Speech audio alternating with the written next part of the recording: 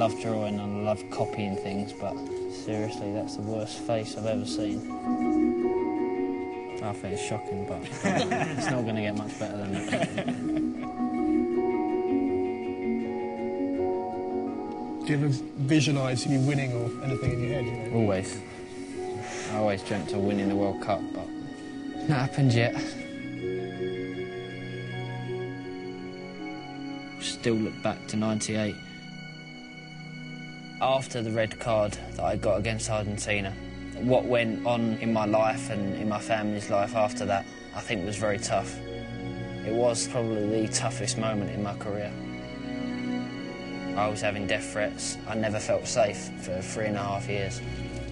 People used to turn around and they're saying that you've let your country down and you've let your family down, so how does that feel? I don't think I'd ever felt as alone as that as a person and as a footballer. It can knock a person down so much that they just go under.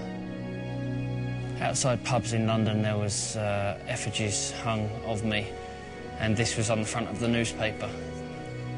It's just something that sticks in my mind from that time. I'm trying to think what was said about me at the time. And there was a headline of 10 lions, 1 stupid little boy. It's still emotional, isn't it? Still raw. Yeah.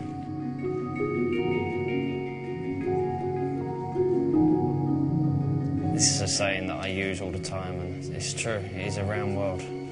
'98 was just before the World Cup. I was at the top, and then after the World Cup I was at the bottom. And then you work yourself back up. The upside for me was the Greece game.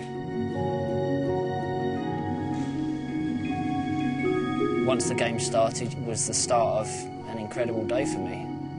It was either going to the World Cup that day, or it was going into qualifying games, which none of us wanted to do because the expectations of us. I remember Teddy Sheringham getting a free kick on the edge of the box, and I remember putting the ball down, and I remember looking up at the clock and thinking, this is it, you know, this is the only chance I'm going to get now. The only thing I could hear was the man and his drum around about here, I think. And then I stepped back, took the deep breaths, run up, and as soon as it left my foot, I knew it was in. It was the loudest I think I've ever heard the fans. It was such a huge moment for everyone. I remember just running off and being that excited, just jumping up in the air. You know, I could have touched the top of the stadium if I wanted to because I felt that high.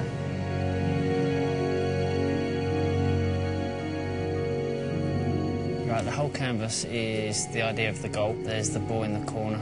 My celebration and the words belief, strength and family is what I needed and what I had to get through after '98. Finishes it off. Being in front of a blank piece of paper with experts around you as well, I think that is much more daunting than stepping out in front of 90,000 people playing football.